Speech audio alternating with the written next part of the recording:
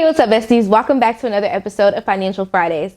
I am your host, Elaine Michelle, and over here on the did I say your host? Like this is a whole I'm your host? Okay. Over here on the channel, we just work together to get each other together with our finances, with organization, planning, and anything else that we can find. So I hope that you will stay tuned and join me, but make sure you click the subscribe button as well as the notification bell so that you don't miss any more of my videos. Today we're going to be talking about frugal living. I'm going to give you guys 10 habits of frugal people that you can adopt right now so that you can get started with living a frugal life. Now, one of the things I want to make sure we clarify is that being frugal does not mean you're being cheap. Okay, so let's throw that out the window before we get started so that you guys know you can be frugal and be happy and save some coin. All right, so let's go ahead and get into it. You're special and you're reckless. Remember, you're my bestest friend. Yeah, she my bestie. My love for you is endless. Nobody else can end it.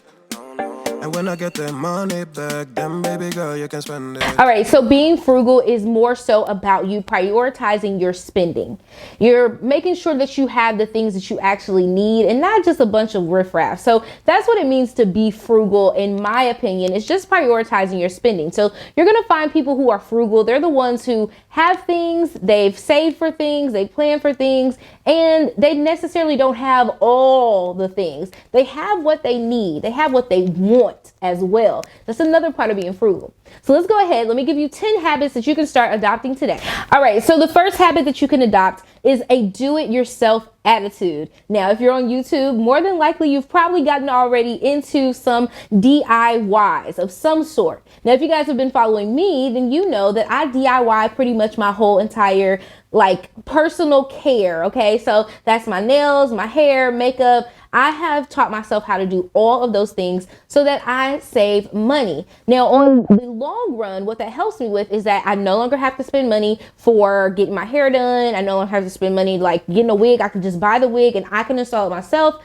versus paying someone to do like 2 services. So I pay for someone to get the hair, then I also got to pay for it to get installed. And after so long, that can get really, really pricey. That's just some of the ways in my life I've been able to be kind of frugal, and it saves me in one area so that I'm able to spend more in another. For instance, I know some people may not purchase more expensive wigs, but I am able to do that because, again, I save money by me doing it myself. And then plus, I like to buy quality stuff. So when I buy a wig, I want it to be something that is going to last for a long time, that I'm not just having to rebuy it again in a couple of months because I bought the cheap one. So if you guys didn't know, you can shop with MACD Wigs down below. That's where I get all of my wigs from, and y'all, it's good quality. It was actually customized for me. She does all of that, and that's why I'm plugging her right now, because I really truly believe that when you spend your money the right way, again, prioritizing my spending on the front end helps me to do better on the end. So that's the way that I DIY. Make sure you guys go check out her site. Okay, so the second thing that you can adopt is comparing prices. Frugal people are always comparing prices. Now, if you guys are like me, I will go to Target, I will look at the price at Target, and then I'll also go online to see how much something else costs somewhere else to see if I can price match. I'm always trying to price match something. I believe that I should be making sure I spend my money the best way possible. Now, I love to shop at Target. I prefer to shop at Target. So sometimes Target prices can be a little bit higher, but if you know that the price is different, screenshot it and then take it up to the counter and they will do a price match as long as it's at a big box store. I've done this at Best Buy. I've done it at Target, of course. Sometimes I even take Amazon prices depending on who you got up there at the top. They will adjust it for the Amazon price. And then sometimes they have online only prices. Make sure you check with them and say, hey, I saw this online. I'd like to get it here. I don't want to wait, blah, blah, blah. There are tons of ways that you can get into it, but just make sure you compare your prices before buying, especially with some of the bigger purchases that we tend to make impulsively. It's definitely good to compare your prices so you get the best bang for your buck. All right, so the third habit of frugal people is waiting on a sale. Now, I know when things come in, you're so excited, you're like, oh, this is new, I'm gonna be hot and fresh, but just wait on it. Just wait on it. Now, I always use Target because that's who I'm most familiar with, but if you have a store that you shop at frequently, then it's probably very similar to how Target does. I will get something in at my Target and it'll be so amazing and so beautiful, and it is regular price. But if I wait 2 or 3 weeks, Okay, it will go on sale. I promise you. They do a sale cycle. So normally you can get like kids stuff one week, the next week it's women's clothes, then it's men's clothes, and it's like housewares, and they just have different sale cycles. So get with your store, like find somebody inside the store and kind of get familiar with what those sales cycles are. If you're not comfortable with talking to an employee, then just follow the sales cycles when you get them on the app, or when you get them in a newspaper. You can kind of follow along to see what goes on sale when. I started noticing this trend when I began couponing. It was another thing like with Johnson & Johnson products, like when those ones would hit, Procter & Gamble, I'm sorry, when P&G products would hit, and then they had like another one, Red something, I don't know. I just know I do P&G because that's Todd. But anyways, so when I would watch those sales cycles happening, how they occurred, how frequently they occurred, and it made me more aware. And that's actually how I got on the cycle of what I purchased for my household items. So yeah, pay attention to what things are on sale. Don't buy right away because it's more than likely going to go on sale. Figure out what the sale cycle is and then work it, work it, work it. The fourth habit of a frugal person is going to be someone who keeps up with their maintenance. Now, I'm not just saying this because I now work, at my brother's shop. I'm saying this because this is some stuff that I had to learn the hard way. So I want to help y'all, okay? With maintenance, I'm talking about keeping things up. This is with your body. This is with like your health wise. This is with your car and your household. Keep things up as far as the maintenance goes for them. A lot of these things come with like maintenance cycles, like when you're supposed to get things done. For instance, I believe most cars is like every 2,000 to 3,000 miles, you're supposed to get an oil change. Why get an oil change? Because it keeps your car running the best way possible. But what it also does, if you have a good mechanic like my brother, they're going to look over some things and, kind of give you an idea of where you're at, when you may need to get some other things done. And there's tons of things about your car that could go wrong. But if you catch it first, you can save money on the front end versus having to pay a lot on the back end. Same thing with household appliances. There are things that you need to do, like cleaning out your stove, doing, it's like what is it called? It's a thing where you like clean the oven, okay? But if you do that, it's going to help keep some of that debris and all that stuff that gets in there from cooking stuff. It just helps keep it clean, and then it keeps the coils clean. It just does all of this stuff. It's preventative maintenance, but it makes your products last longer is what I was getting at. I know I didn't beat around the bush, but it makes things last longer. So I would highly consider, if you have not already done so, figure out what your maintenance cycles are for your vehicles, for those expensive household items, even for yourself. Like, when are you supposed to get a checkup? When are you supposed to get your teeth cleaned? Things like that. Those are preventative measures that can save you money on the long run. The fifth thing is create a shopping list. Did y'all hear me? Create a shopping list. Don't just go to the store and be blind, okay? Frugal people don't do that. Frugal people, we create lists before we go shopping. Or if you're like me, I create a list and then I online shop, but who are me?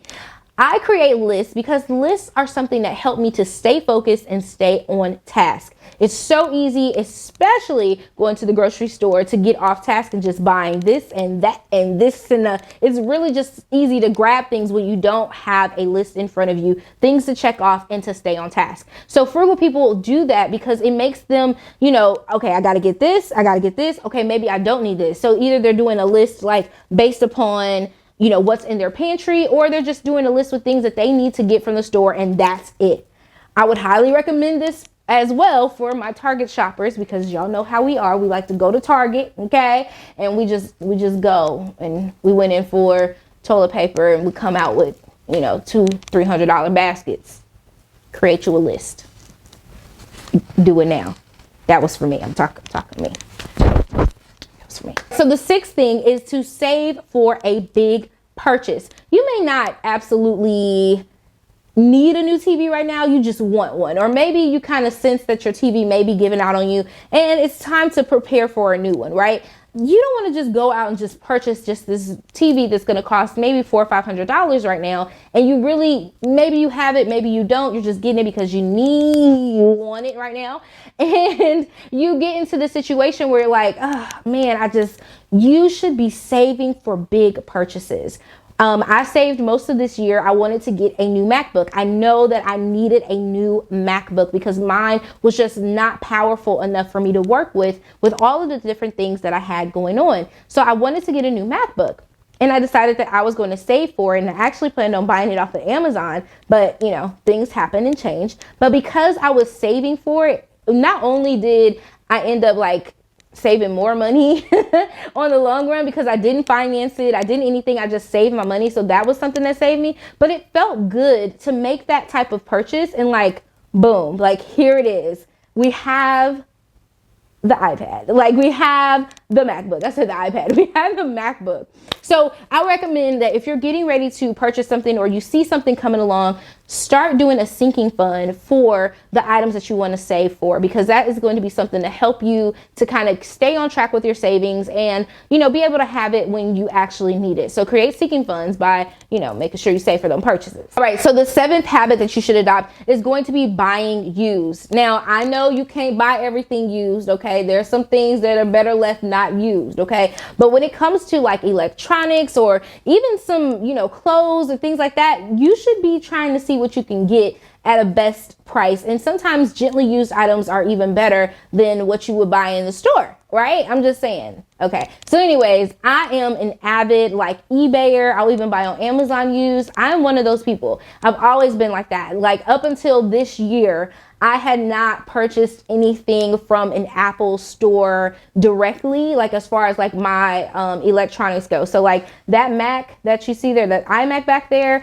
that was actually purchased off of eBay. Yes, like plain and simple. I think I paid like $800 for it, where at the time it should have been worth at least about $1,400 to $1,500 because it has like 2 terabytes of, it's got a lot of stuff. But I looked up on it on eBay. If you guys want some advice on like how to eBay shop and stuff like that, I definitely can give you some, because I scored a lot of products. All the stuff that you pretty much have seen on my channel, like my MacBook Airs that I've had on the channel, those ones were all purchased off of here. Whenever I have to get a phone for like a family member, or before like I got smart, I used to get my phones off of eBay as well. Like I just go in there and buy it. Like that was my thing. I find the person who has the best deal. I watch it like a hawk. I put on a watch, my watch list, and I make sure I have my notifications on. I don't start bidding until it gets kind of like real last minute. Like I'm talking about like on the 2-minute mark is when I'm starting to bid, and then I'm paying attention to what it is, and I'm also paying attention to how much I want to spend. So that's another thing. So if you do want to learn how to like shop on eBay and stuff like that, I definitely can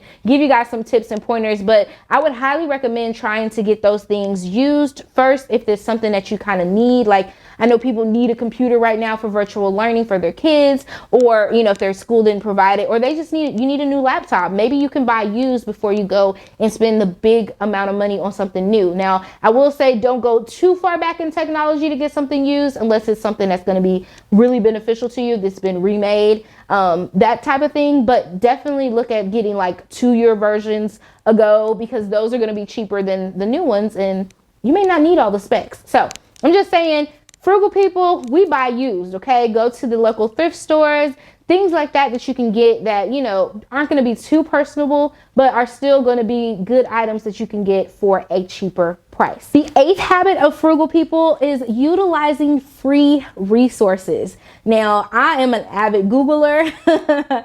Anybody else a Googler? Okay, I see you. You too. You're a Googler as well. I love to Google. Google gives me pretty much everything that I can look for and need. And so I'm always looking for resources and things that are located in my city. So there's lots of things you can get into for free.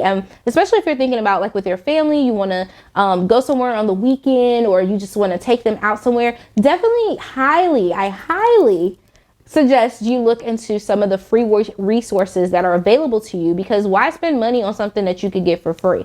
There's lots of free help as far as like getting a house. There's free help for your credit. Like don't pay somebody to do your credit when you can take a credit class for free to learn how to do it yourself, so that you can do everything on your own and not pay somebody. I'm just saying, there are a lot of resources that you can use, and frugal people do that. Whether it's figuring out how to purchase something, figuring out how to do something, they are using those free resources. The 9th habit of a frugal person is we ain't loyal to no brands, okay? These brands ain't loyal. Because these brands not loyal to us. Why are we going to be loyal to them? And this is a perfect example. I love the Cafe Escapes caramel cafe. Oh, so amazing, right? I love it. but a 12 pack of the K-Pods is like, I want to say, let's just say it's $12, okay? And the Walmart brand of the K-Pods is $6.88. It's literally the same thing. I mean, it has a little less caramelly flavor, but by the time it go down, I can't tell the difference, okay? So I'm not brand loyal. I'm more so like flavor loyal, or like loyal to what I like. There are some things I won't like, necessarily purchase outside of the brand, but there are things that I'm able to bend on. But just make sure that you aren't so stuck on, oh, I can only do this because this is what I can do. Like, I can only have this. Like, if that brand isn't on sale this week, try this brand, because 9 times out of 10 they do the same exact thing. So don't be too stuck on the brands that you're missing out on the savings. Now, again, frugal people believe in quality, okay? So don't go getting, I don't know what a brand name of detergent is that is really not going to clean your clothes and smell good because it's cheaper. You still want to make sure you're getting something quality, but just make sure if it's comparable, then you get the one that's a little bit cheaper. I hope that made sense. Just know I'm not telling you to go get the dollar detergent when you okay. Anyway, the 10th thing that I want to talk about, and I kind of want to stick here for just a moment, is to not give in to peer spending. This is exactly how frugal people live their best lives all the time. So yeah, you may want to go out with your friends, right? Like, we like to go out to eat with our friends or do things with our friends everything. But you may have wanted to go out with your friends, and that's cool. You've budgeted, you've planned for it. And then how many times have you and your good girlfriends went out somewhere, and then that evening you're like, oh, well, let's go such and such. Let's go over here. Let's go to the store. And then you go to the store and you end up spending more money than you even planned for. Well, frugal people don't really get into that. We don't really subscribe to that life, okay? So what we say is, this is what we're spending and that's it. I have learned how to be a good wall shopper. I can look and be okay with not getting. Now, this took some practice and it took a while, but it took me getting around some people as well that weren't really into like having to spend a whole lot either, that weren't really like, well, I ain't really got the money this week, because I was the person on the other side, like, let's go eat, let's go to the mall, let's go do this, we gonna spend up a check. But I had to learn that that was not going to be the way for me to save money. I was causing myself more stress than anything by living a life like that. So when I changed how I was living, and I did more so of, okay, so this is what I have for the night. So everybody want to go out? I got $100. So that means I can go out to eat. I can go out to eat. If we go to the mall, I can get this at the mall. I got $100. I got $100. Drinks, whatever. I got $100, and that's it. After that's gone, I have nothing. Okay, sorry. That's how you have to live. You have to live like, okay, I'm putting myself on this strict budget. I still want to have fun, but I have to have the discipline to be able to say, you know what? Either I can't go or I am going to go, and I'm just not going to spend the money. So don't give in to peer spending, because it's really easy to do. Watch your circle. Pay attention to those who are around you. If you have a friend that was like previous me, try not, you might not need to be around her for a little bit when it comes to like going and doing extracurricular activities, because you don't want to be sucked into that. And it's easy to be sucked in. And it's not something I'm not pulling people in, like trying to make them. It's just something that kind of happens. You're like, oh, well, girl, you can go get that. Girl, get that. I was that friend. I was like, girl, go ahead. Girl, you look good. Get it. Go. Don't call me, because I'm going to tell you to get it. But now I'm not, okay? So I'm just saying, watch the friends and stuff that you have. Watch your atmosphere that you're around. If it's an atmosphere filled with people who are spending a lot of money, then maybe you need to pull back from some of those activities. Maybe you just go out to eat and you don't do the extra curricular activities. Maybe you don't, you go out to eat and you don't go to the club. Or maybe you just meet them at the club later before all the other activities happen. There are definitely ways for you to avoid getting sucked into peer spending, because like I said, it's very easy to do when you are with people, you just having a good time, and you'll find yourself doing that, and you'll wake up the next day looking at your bank account like, why didn't anyone stop me? Because nobody knew that you needed to be stopped. All right, so I know people talk about so let me give you guys a little couple bonus ways that you can also be frugal. Frugal people make their own coffee at home. You guys, Starbucks is like what, $7 a cup? $3 to $7. Seriously, no, Starbucks is really expensive if you think about it. And I am an advocate for, if you got the money to buy Starbucks, buy your Starbucks. But maybe take a challenge and fix coffee 4 days out of the week, and 1 day you reward yourself with Starbucks. Try that. That's going to save you a lot of money. Now, what you do with that money, you can pay down debt. You can apply it to a debt. You can put it on some debt. You can add it to some debt. I'm just saying you could, like, you know, save your money too, put it on some debt. It's a way for you to really look at how much you're spending when it comes to some of the habits that we have. When I compare like people who smoke cigarettes, people who drink, like go to Starbucks or have to go to like a cafe or something like that, I always think about like those are like one and the same, because people have to get a cigarette pack a day. They have to do this. There's like a lot of things that go into that. So once you start to kind of wean yourself off of that, you may see yourself saving more money. Again, I'm not telling you what to do. Don't come for me in the comment section. Keep your Starbucks, boo-boo, if that's what you want to keep. I promise you, nobody's judging you. I'm just making sure I tell you that you can save money if you make your coffee at home. Another thing you could do is to review the subscriptions that you have and review them often. Now, if you guys watch my budget with me, you can see that sometimes, like over the years, my Netflix bill has went up, or my iTunes bill has like, sometimes it's like slid a little bit, or even like my car wash, that one went up a little bit. So I just pay attention to those, because if it gets too high, like, is it even worth it? Is it something that I need? Or maybe I have subscriptions that I'm not even using anymore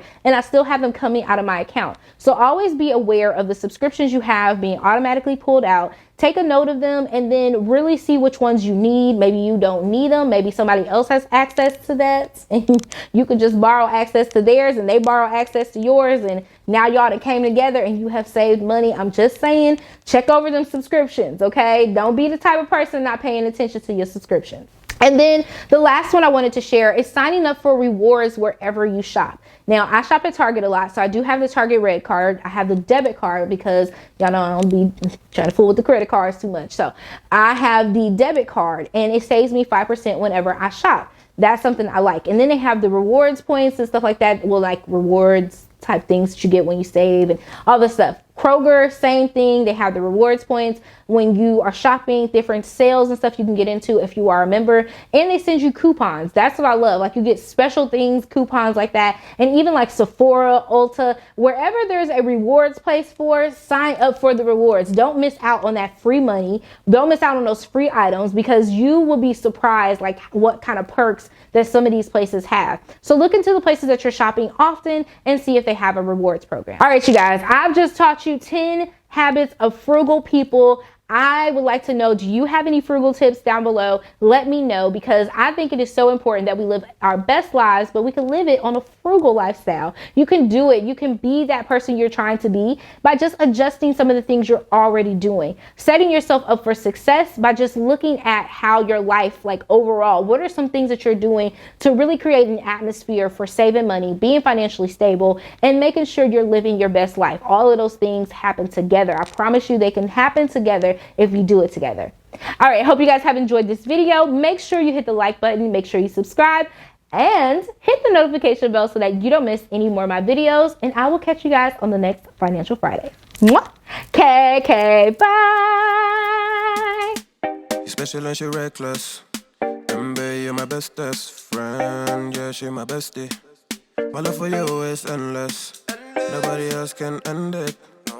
And when I get the money back, then baby girl, you can spend it. And everything is alright. I like how you